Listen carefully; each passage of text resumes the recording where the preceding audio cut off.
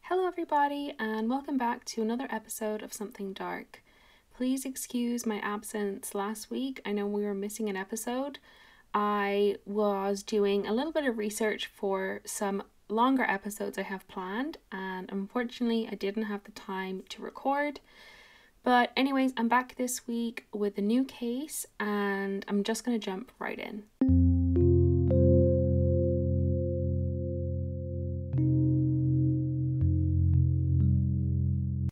On February 14th, 2017, two bodies were discovered near Monon High Bridge Trail, which is a part of the Delphi Historic Trails in Delphi, Indiana.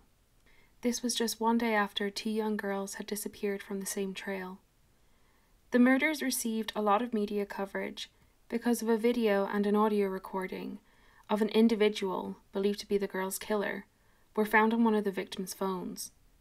Despite thousands of tips that have been sent into the police and the circulation of the recordings of the suspect, no arrest in the case has been made. Tonight we're going to be discussing the case of the Delphi murders of Abigail Williams and Libby German.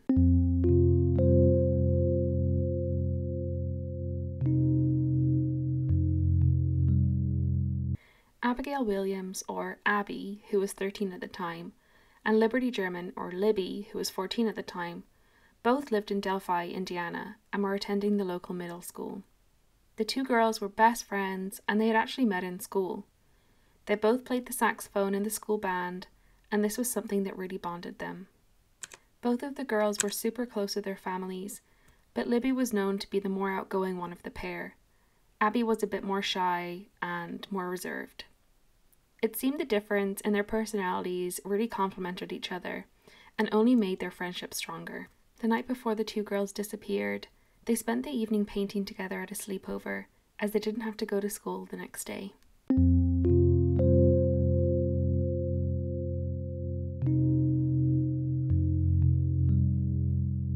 On Monday, February 13th, 2017, both of the girls were off school for the day, and they were so excited. They spent the morning at Libby's house with her family. They had banana pancakes for breakfast, and they helped Libby's grandmother with some things. They didn't have anything planned, but they knew they wanted to do something fun. Libby checked what her older sister was up to that day, and her older sister, Kelsey, had to work, and she wanted to stop by her boyfriend's house as well. They decided to head out to the Delphi Historic Trails, and specifically to an area known as the High Bridge. Libby asked Kelsey if she could drive them out there, but because Kelsey had to go to work, she told Libby she couldn't. Eventually, though, Kelsey agreed to drive them as long as they could get a ride home from someone else, and Libby's dad agreed to collect them later on. The area that the girls were heading off to is known for its beautiful nature, and a lot of people visit this area for hiking, fishing, and to spend time outdoors soaking up the wildlife. The two girls planned to take a nice walk, and they wanted to take some pictures as well. At 1:35 p.m., Kelsey dropped the girls off. She told Libby she loved her, and she watched the girls walk away. After dropping off the girls, Kelsey headed to her boyfriend's. At 2:07 p.m., Libby posted a photo of Abby walking on the high bridge to her Snapchat. At this time, she also saved a video to her camera roll of a man walking behind them. This picture went viral back in 2017, and it even led to a lot of false accusations. The girls had only planned to be hanging out there for a few hours, and they were supposed to be picked up at a specific location by Libby's dad at 3:30 p.m. Derek, Libby's dad, was waiting for them at 3:30, and they didn't show up. He thought they might be held up, taking photos, enjoying their walk, and he called Libby's phone a few times. At around 4 p.m., Kelsey had a few missed calls from her grandmother. She called her back, and the first thing her grandmother said was, "Have you heard from Libby?" Kelsey contacted her work to let them know she wouldn't be able to come in. She got in her car, and she headed to the trails. At around 4:30 p.m., Kelsey arrived at the trails and met up with some family members, including her uncle. She was hoping that they would be able to find the girls. Maybe they had just fallen off the trail and needed some help, or maybe they just got lost. As night fell, and they still hadn't found the girls, the family called the police. The police and the family decided to search the area together. They continued to search until about midnight, when the search was called off for the night and everyone headed home because of the rough terrain.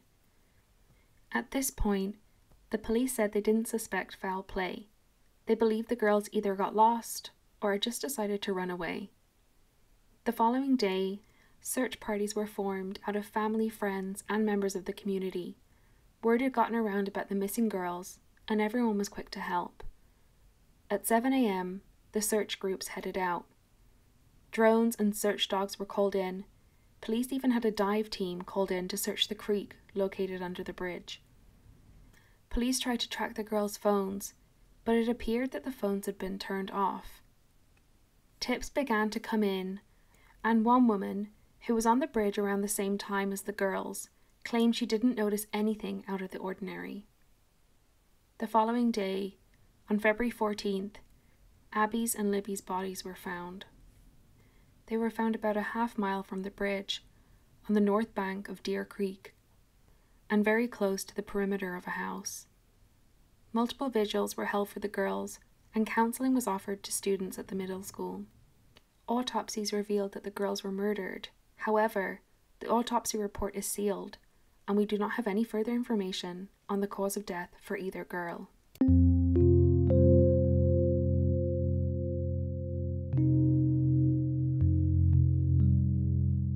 On February 15th, the next day, Indiana State Police began circulating a still image from Libby's Snapchat of an individual reportedly seen on the Monon High Bridge Trail near where the two girls were killed. The grainy photo appears to capture a Caucasian male, hands in pockets, walking on the bridge, head down, and towards the girls. A few days later, the person in the photograph was named the prime suspect in the double homicide. On February 22nd, law enforcement released an audio recording from Libby's phone, where the voice of the assailant, though muffled, is heard to say, "Down the hill." I'm going to play the recording for you. Guys, down the hill. Guys, down the hill. Guys, down the hill. And it was at this police conference that officials credited the source of the audio and imagery to Libby's smartphone, and further regarded her as a hero for having the uncanny foresight and fortitude to record the exchange in secret. Police indicated that additional evidence from the phone had been secured, but that they did not want to release it as not to compromise any future trial. By this time, the reward offered in the case was set at $41,000. On July 17th, police distributed a composite sketch of someone who at the time in the investigation was thought to be a person of prime interest in the murders. It had apparently been drawn by police from eyewitnesses to a certain hiker of the Delphi Historic Trails on the day that the girls had vanished. On April 19th, 2019, Indiana State Police announced a new direction in the case. On behalf of State Police and the Multi-Agency Task Force, Superintendent Doug Carter released more materials a few days later in a press conference held on April 22nd. The new materials included a short video recording in which the blue-jeaned and jacketed suspect is seen walking along the rail bridge for a little over a second. Superintendent Doug Carter states that because of the deteriorated condition of the bridge, the suspect is not walking naturally due to the spacing between the tracks. An updated sketch of the suspect was also unveiled, as well as an extended version of the audio recording, in which a slight rise in the suspect's voice can be detected as he utters the word "guys" before the phrase "down the hill." It was further explained that the previously released sketch showing an older man with a goatee and a cap is now considered secondary. The clean-shaven individual in the newly revised composite sketch is now considered the prime suspect. Police say this person may range from age 18 to 40, but cautioned that his youthful appearance could make him look younger than his true age. On April 22, 2019, police reached out to the public, urging everyone to look at the sketch, listen to the audio, watch how the man walks on the bridge, and send tips to this email, abbyandlibbytip@cacoShrf untitled.com. Investigators revealed that they have reason to believe that the suspect may be hiding in plain sight, and that the person is almost certainly familiar with the area of Delphi, whether it be from living or working there or for another reason. We are releasing additional portions of the audio recording from that day. Please keep in mind, the person talking is one person and is the person on the bridge with the girls. This is not two different people speaking. Please listen to it very, very carefully. We are also releasing video recovered from Libby's phone. This video has never before been previously released. The video shows a suspect walking on the bridge. When you see the video, watch the person's mannerisms as they walk. Watch the mannerisms as he walks. Do you recognize the mannerisms as being someone that you might know? Remember, he is walking on the former railroad bridge. Because of the deteriorated condition of the bridge, the suspect is not walking naturally due to the spacing between the ties.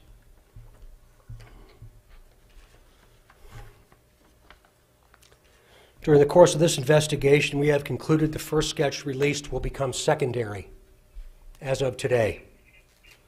The result of the new information and intelligence over time leads us to believe the sketch, which you will see shortly, is the person responsible for the murders of these two little girls. We also believe this person is from Delphi, currently or has previously lived here, visits Delphi on a regular basis, or works here. We believe this person is currently between the age range of 18 and 40, but might appear younger than his true age.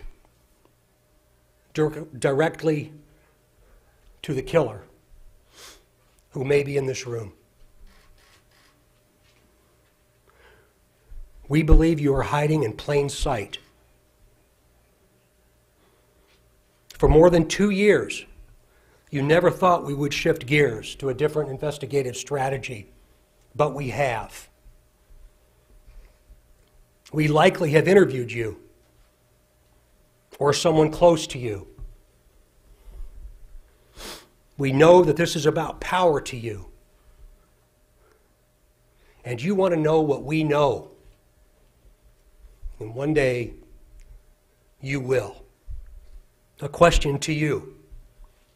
What will those closest to you think of when they find out that you brutally murdered two little girls? 2 children. Only a coward would do such a thing. We are confident that you have told someone what you have done.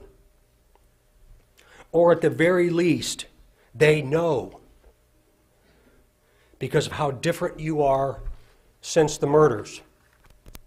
We try so hard to understand how a person could do something like this to two children. I recently watched a movie called The Shack, and there's also a book that talks so well about evil, about death, and about eternity to the murderer. I believe you have just a little bit of a conscience left. And I can assure you that how you left them in that woods is not what they're experiencing today. To the family, I hope that you all will give them some time, because we're going to be asking that there's no media inquiry or no media response for at least the next 2 weeks, and I hope you understand why. The family found out about this information this morning. I just want the family to know that when I take my last breath on this earth, I'll be thinking of them. There's going to be a tremendous amount of questions. I know that. Never in my career have I stood in front of something like this. Please be patient with us, please. we're just beginning. We are just now beginning. And I can tell you on behalf of the sheriff and the police chief, so many other partners that have stood with us over this period of time, that we will not stop. I just unveiled the person that we believe responsible for the murder of these two little girls. So I invite media to take a look at that now. It's not up. Kim. We're also going to show you a video not previously released that Superintendent spoke to, and also the audio that's additional to what's been previously released. It's only a slight change in it. So give Sergeant Riley just a second as he gets that up and ready.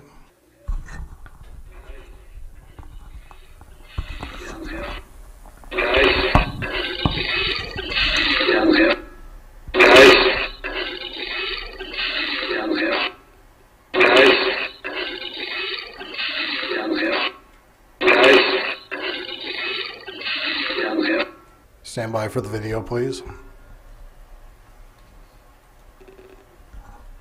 There is no sound of the video.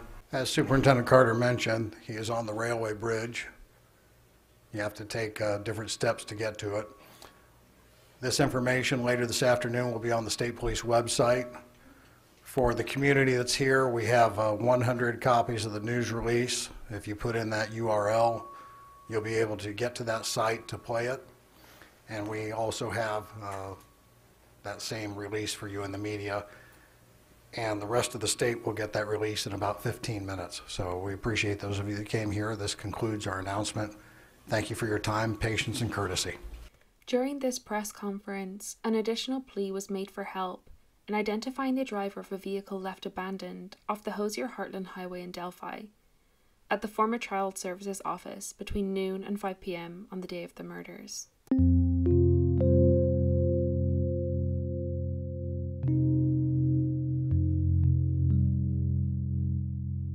One of the persons of interest in the case was Daniel J. Nations. Daniel was a registered sex offender from Indiana who was arrested in Woodland Park, Colorado in September 2017 and charged with threatening strangers on a Monument Trail with a hatchet. The expired Indiana plates on the car he was driving was noticed by police, who subsequently discovered an outstanding warrant under his name. It was also reported that a cyclist had been fatally shot on the same trail at around the time that Daniel was purportedly terrifying passers-by. An El Paso County Sheriff's spokesperson told reporters that however many similarities there were between the cases, he was not at liberty to disclose them, since Indiana investigators did not want any more information released. On January 5, 2018, Daniel was sentenced to 3 years of probation for threatening members of the public in Colorado. However, he was not released since he had an active warrant out on him back in Indiana. On January 24th, Daniel was transferred to Indiana officials' custody on an unrelated charge, failure to register as a sex offender. In early February 2018, authorities says that Daniel was no longer considered an active person of interest in the Delphi murders. Another person of interest in the case is Charles Eldridge. Charles was arrested on January 8, 2019 in Union City, Indiana, on charges of child molestation and child solicitation. Police in Randolph County alerted the FBI to a potential link between Eldridge and the Delphi murders, on account of his strong resemblance to the suspect sketch. This was, however, before the updated composite had been released. Then there's Thomas Bruce. Thomas, who formerly worked as a pastor, has been charged with fatally shooting one woman and sexually assaulting 2 others, after having ordered them at gunpoint into the back of a room of a suburban St. Louis shop for religious supplies. Committed in broad daylight on November 19, 2018, these crimes put Bruce in the spotlight of the press. Some noted his being of similar stature, 5'7" to 5'9" inches, to the then current suspect description in the Delphi slayings. Also, his wearing a flat cap and navy blue jacket during the attack, not unlike the suspect in the Delphi case. Indiana State Police did look into his possible connection, but on December 4, 2019, Bruce was charged with no fewer than 17 felony counts related to the St. Louis case and could receive the death penalty.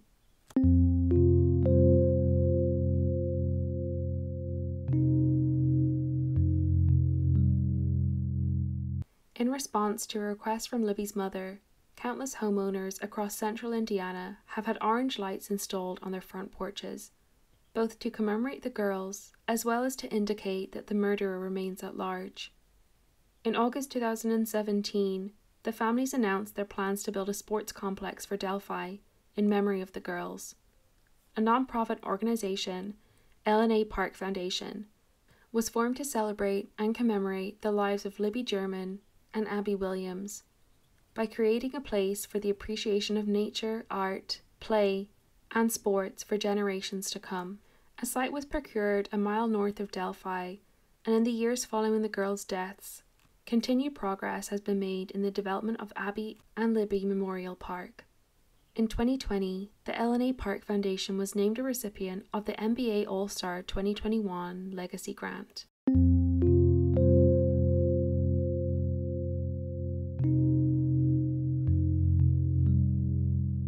And that brings us to the end of tonight's case.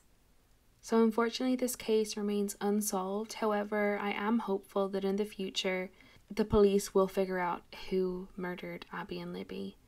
I'm going to post the Snapchat video of the suspect on my Instagram, as well as the audio recording again. So definitely check that out. It's just something.dark.podcast, but I'll leave it in the show notes. For thinking about who did it, it seems like the person, the main suspect, I don't think they've named them. I don't think they will until they have enough evidence to convict and to bring them to trial. The way that the Superintendent Doug Carter said at the press conference that they believe that the person could be in the room, I mean, if you have heard about the Golden State Killer, I think his name was Michael D'Angelo or something, he attended press conferences about his murders that he had committed, so it's not unlikely that the murderer would attend these kind of things. It's almost like a sick kind of gratification that they get. So I am hopeful that the case will be solved. It's crazy that Abby and Libby could be responsible for solving their own murders through the video and audio recordings on Libby's phone. It seems obviously that a lot hasn't been released to the public, and that they're kind of holding their cards close to their chest. If you have any theories about this case, please let me know. I'd love to hear your insight on it. And as well, there are a couple of Facebook groups and different places that you can spread awareness. One of them is Brainstorming for Abby and Libby. And also, the family asked for any awareness spread on social media to use the hashtag Abby and Libby. So that is it for tonight. Please let me know your thoughts on the case. If you have any requests for upcoming episodes, please contact me on Instagram. That's the best way to get in touch. My DMs are always open. So a big thank you for listening. Don't forget to leave 5 stars on Apple Podcasts if you enjoyed, and don't forget to follow on Spotify if you use Spotify to listen to your podcasts. Anyways, thank you for listening, and I will talk to you guys next week.